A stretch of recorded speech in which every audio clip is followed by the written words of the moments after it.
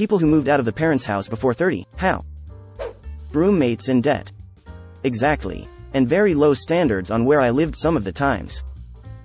Yep, my first apartment was cheap and in a really bad neighborhood, and in really poor condition.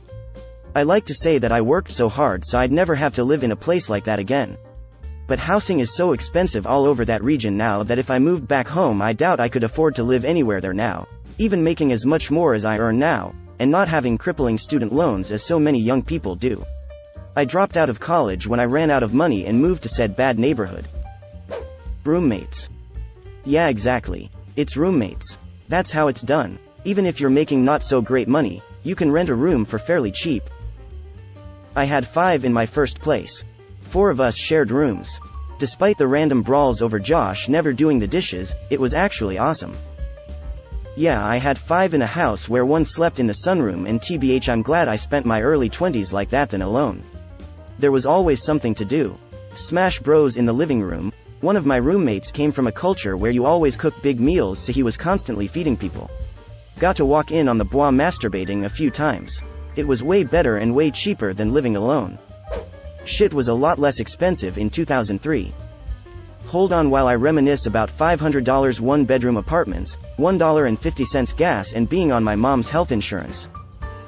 We took those days for granted, I swear. My dad died when I was 17 and my stepmom kicked me out. Sink or swim, baby. All that aside, I don't think there's any shame in staying with your family in this economy as long as you're contributing. Communal living is going to be the new norm.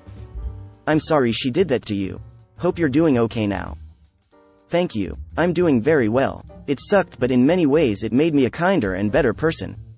I know I'll never fall as low as her no matter what.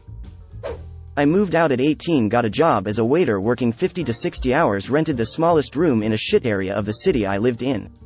It is what it is. I had about 10 various jobs, but by far the wildest was as a valet. Do not hand your keys to a 20-year-old valet, trust me. Haha, such a goddamn good statement. I was high as balls parking 200k plus cars, can't believe people do that shit. Oh man. Long story short, I saw a kid that I knew had a Prince Albert piercing wreck a car racing full on punching the gas of a sports sedan while high as balls against another again, high as balls valet in a 10-story parking garage.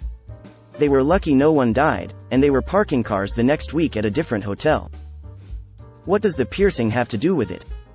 Honestly, if I knew someone who had a dick piercing and I was telling a story about them, I would make sure to shoehorn that detail in somehow. Living frugally. I couldn't afford consoles, I couldn't afford TV. Even my cell was a used unit I got for cheap. All I could afford was food, rent, and basic utilities. But that leaves a lot of time for work. So I work. It's not fun. Now I am better off, so I am enjoying myself with things I never had in my youth. So pardon this 40-plus-year-old nearing 50 dude that still watches cartoons and plays video games. Your body may be a 50-year-old costume, but the kid inside you needs constant fun. Have fun. All the time. I moved out at 19. My mum and stepdad moved to the other end of the town because rent was a lot cheaper. But I didn't want to live there, so I looked for a small cheap flat L, found one, had a job, some savings. Somehow it worked out. Eventually found some used furniture and a new bed. Life was much cheaper like 15 years ago. This pretty much covers it. You do it because you have to. You'll probably need roommates. You'll probably rent from a slumlord. Do not expect to get back your security deposit furniture from a thrift store. Creative survival strategies. I recommend moving to a college town.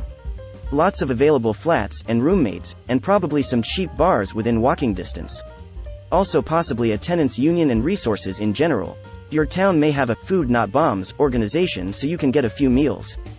I also highly recommend getting a job in a restaurant. Easy money, training in-house, and you'll take care of at least one meal each day you work, maybe even a free shift drink too. I was in my late 30s when I first got a deposit back from a landlord. I was moving out of state, Georgia to South Dakota, and they were all, "We'll mail you the check after we clean the place up," which is code for, "You're not seeing the deposit." Except they actually sent the deposit. Like, the whole thing.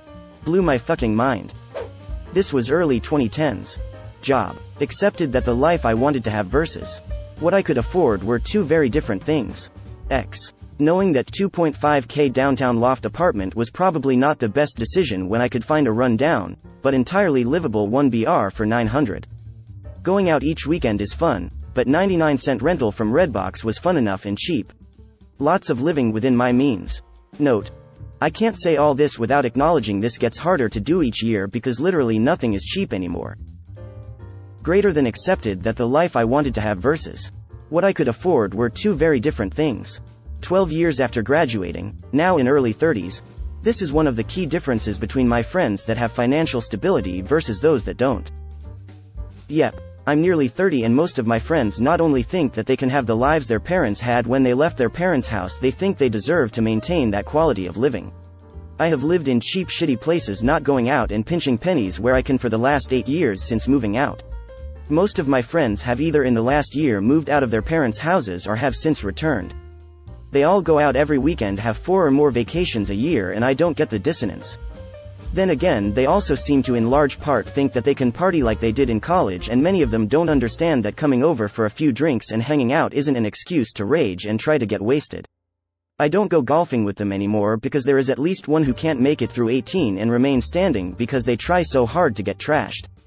Maybe I'm being condescending, but it feels like they need to grow up. Started working while I was in school. Got out as soon as I could. Got a job, rented. Dude, so many people on this thread are making the act of moving out of their parents to house before 30 as some Herculean effort. It's asinine. Step 1. Get a job. Step 2. Not at Starbucks part-time. Also gotta be realistic with where you're living. If you don't have a good job lined up, don't move to an expensive area expecting to figure it out later or a good job to magically fall into your lap. You are not entitled to live wherever you like. If you're paying $2,000 per month rent and working minimum wage, you've made poor decisions. Of course, there's plenty of people in less extreme but still tough situations, especially if they rely on relatives that live in expensive areas for childcare. But if you're only just moving out of your parents' house and already have kids you can't afford, then that's again probably some really bad decision making, or the horrible ramifications of certain recent law changes involving the removal of critical reproductive rights. House prices are a real problem, but if you only get your information from Reddit you'd think that no houses under $1 male even exist, and all one-bed apartments are thousands of dollars a month. Greater than if you're paying $2,000 per month rent and working minimum wage, you've made poor decisions. This is a big one, and honestly, we're in a super tight labor market. If someone is making minimum wage, it's because they want to. Target, Walmart, Wendy's, and etc. They're all paying at least $12 per hour right now. It seems like so many people have to live in New York or San Francisco or Austin, otherwise they'll die of boredom or something. You mention places like Indianapolis or Little Rock or Waco or Tulsa and they recoil like a vampire from sunlight, as if the mere mention of a flyover city will cause them to shrivel up and die. You know who lives in places like that? People who can afford to live in places like that. Not everyone is entitled to live in the place that they want. Most people live in the place they can afford, and set their expectations appropriately. There are plenty of perfectly fine cheaper communities. People need to stop thinking they are entitled to live wherever they want. The real world doesn't work like that. Living in Finland. 1. Compulsory conscription. 2. Supported student housing. Yeah lol, stupid question for us. Moved out for uni at 20 and got whole apartment paid for by the state, student and housing benefits. Military. Was looking for this, not the best way, but I got my bachelor's degree without any debt and I've been on my own since I was 18. Yes. I also got my BS for free while on active duty. Free since 18. The year was 1999 and 4 of us split the $600 per mo rent. Good times. No fucking clue how you can do it today, but I remember my dad saying the same thing to me about buying a house, and I now have 2. Still, I'd advise you to start with roommates. Worst case, you'll be like me and realize you hate living with other people and thus strive to avoid prison. The year was 2010, we split 1,004 ways. The year is 2022, we split 3,004 ways, for a 3-bed. Me over here getting into a poly relationship so we can split rent 3 ways. Got kicked out at 14. Finished high school sleeping on friends' couches while serving tables. Had a ton of roommates for the next 10 years. At any given time I was living with like 3 or 4 people, it was never boring, haha. I am hearing that so many people are actually kicked out in a really young age as well. But I am not getting that why parents are so tough, because in my country they try to keep them under their wings. I think we have a little bit of both here in the US. The primary reason for tough love here is we value our independence more than other cultures. This can create a rift as our children get old enough to assert their independence, while technically still being dependent on us to survive. My house, my rules typically becomes a deal breaker when one reaches adulthood. My roommate owns his house, but it was his grandfather's and he grew up here. Neither one of us is an adult, we just have low standards. I eat Walmart canned vegetables for lunch and don't go anywhere or do anything, just work and tread water and watch pirated anime. Good on you for choosing vegetables. I got a job? I know, right? It's like asking how do people make money. Roommates, extra gigs for spending money, ramen.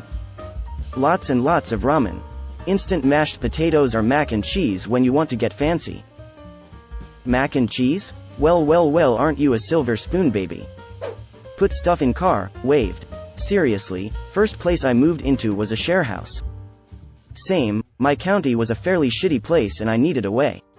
Packed my car and drove across the country without a guaranteed job or a place to live. It was what I needed to jumpstart my confidence to live independently and I'm glad I did it.